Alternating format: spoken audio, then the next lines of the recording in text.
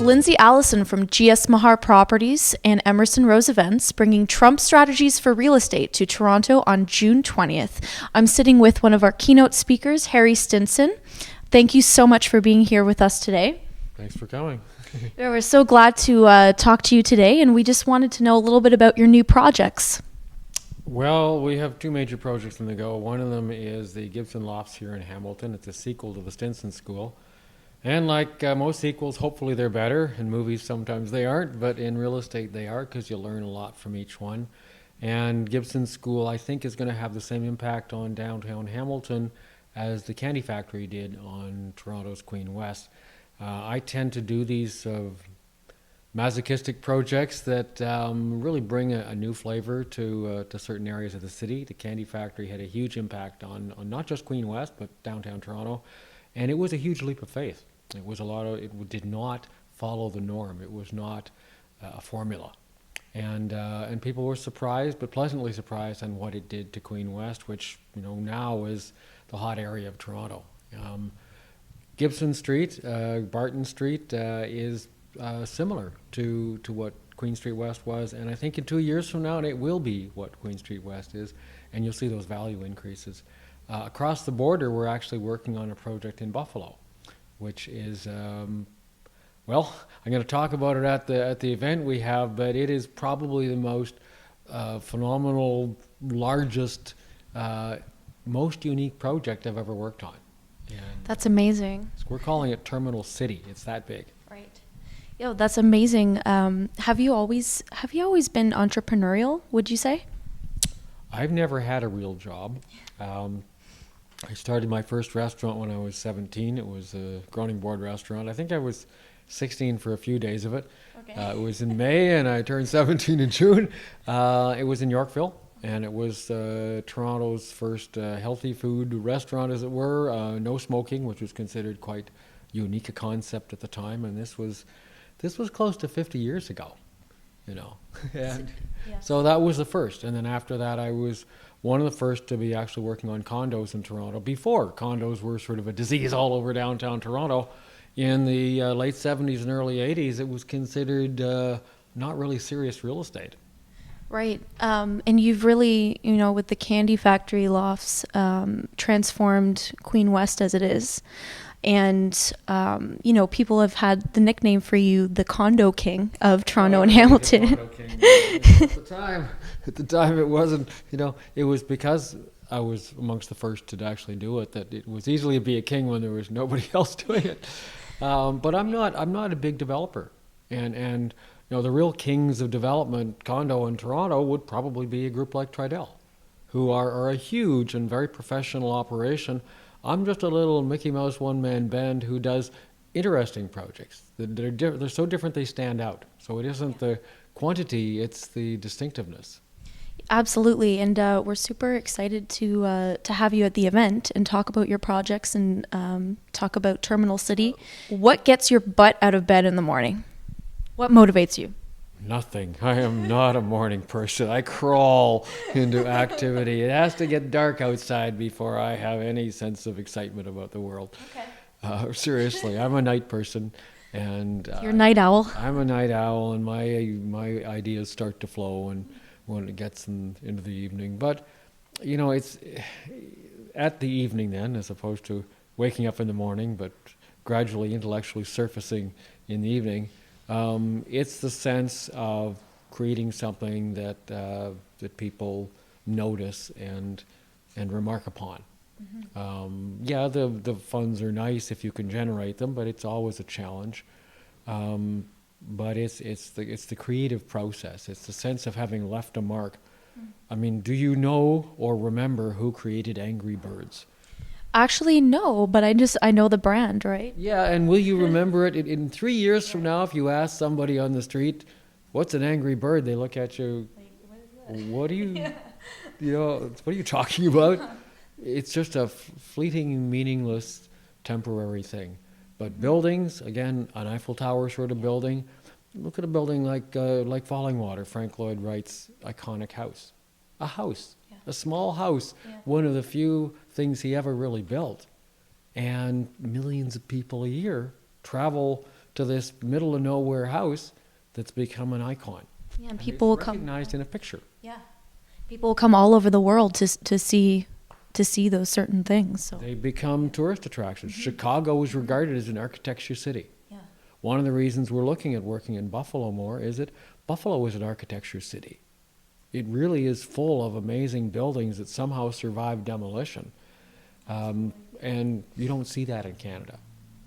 can you tell us one of the biggest challenges that you've had, one that stands out in your mind the most from doing all of these interesting, unique projects? Consistently, the biggest challenge is financing. Okay.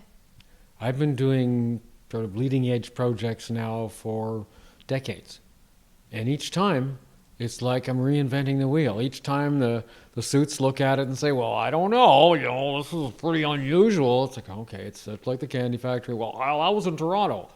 Okay, but it was in Toronto when Toronto was, in that same sort of starting phase. Right. Every time, it's ironic. If I'm in the tech world, for example, and I were go into a Silicon Valley venture capital group and say, I have a concept here that is completely boring. It's been done hundreds of times before. It's totally redundant. There's nothing original about it whatsoever. Would you like to invest $1 billion in my startup? Say, are you nuts? Like, why would we invest in something that is essentially just been there, done that? On the other hand, in real estate financing, if you go into a real estate lender and say, I have something original, oh, stop right there. We don't do original. Yeah. We do formulas. And yet, if you think about it, is Toronto now a safer place to invest because there's lots of examples and precedents? Here we are in a market where new projects are looking at prices of $600, $700, $800, $900 a square foot. Yes, there's a precedent. Yes, it's just like the other tower. But when you look at those numbers, to me, that's scary. Yeah. I'm not the risky one. Yet the things I do are based entirely and consistently on perceiving an unsatisfied need, right, filling a niche, coming up with something that consumers are ready for. They may not know it, but they're ready for it. In the same way, say, an iPad was not based on market research. I think Steve Jobs walked into the bank and says, I have this concept for a little computer like this. I'm not quite what it'll be for and why you need it, but it'll be cool. Like, yeah, sure. Yeah. But there was an instinct there, and the product was so unique and special that people just got excited about it. And we like to think, in fact, we know from the reaction we get, Stinson School, Candy Factory, One King West, the reaction you get from people is, oh, wow, it is such an amazing building. And that is what I strive to achieve. Well, it's what makes you so successful as well, those unique projects. And Well, there's a saying, you can tell the pioneers by the arrows in their back, and I would say that it's an accurate saying.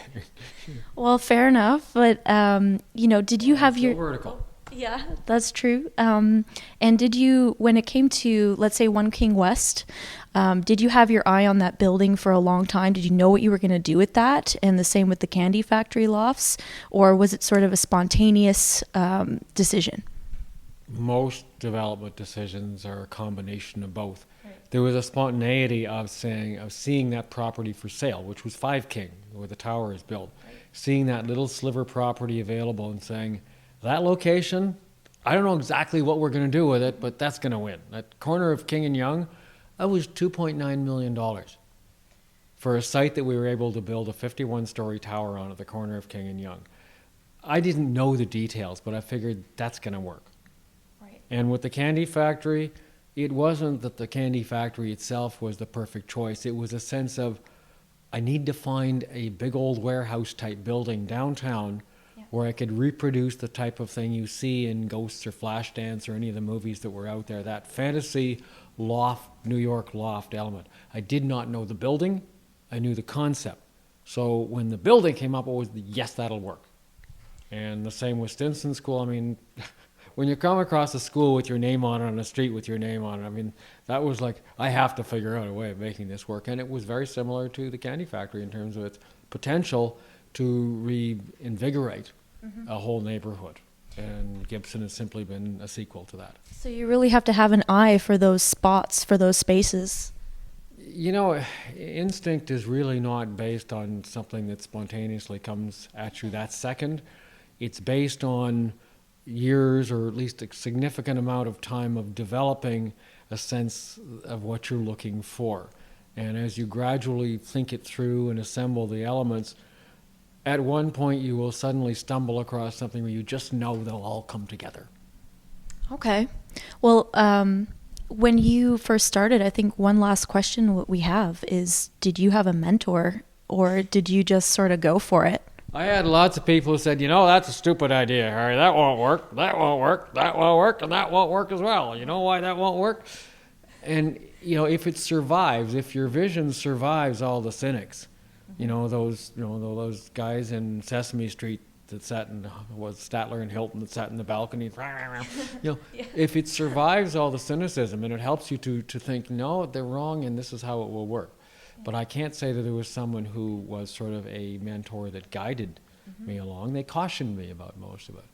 It's corny, and I'm not meaning this as a self-serving part of this little promo piece, but somebody like Donald Trump specifically is one of the very few examples of someone who's managed to brand real estate. Yeah. Not many people have been able to do it successfully enough that you associate a name with a type of product. And that, in effect, is what we are trying to do, is to associate our name with interesting buildings. Not necessarily the flashiest, most, gold-plated buildings in the world, but buildings that are just distinctively unique in a way that, you see a picture of the Plaza Hotel, and it's that iconic Grand Hotel. You see a picture of the Disney Castle, you just know what it means. You see a picture of the Eiffel Tower, and it's Paris. Yeah. That iconic impact is what we sort of strive to do. I want people to see a picture of the candy factory and say, wow, I know that. See One King, oh, that's a great building. Not just, okay, what was that again, Oh, absolutely. And actually one of our friends lives there, so we thought of you when we went in. Everybody has a connection to these buildings, and it comes up. You can't say the building names without people saying, oh yeah, I know there, I visited there, I drove by there. It means something. I could rhyme off the names of dozens and dozens of condo projects in Toronto, and they wouldn't mean a thing to you. Yeah, this is true. Business. Yeah. And they won't mean a business to me. I drive past it and think, what is that one? Yeah. Or you say, this one's got an odd shape. What is that one? I kind of know what it is, but I don't know. There's so many condos and residential buildings now that you wouldn't know whether they're an insurance company or a residential building or a rental building or what they are inside. It's if it doesn't scream at you a distinctive name, and if it doesn't scream at you what it is, then it hasn't really succeeded. That's one of the best pieces of advice that we've gotten, so that's amazing. Thank you so much. Well, come to the show and you'll get more. Yeah. We're really looking forward to having you there. Thank you so much. And don't forget to plug into GeorgeRossLive2015.com and check out Harry Stinson. And we'll see you at the event on June 20th.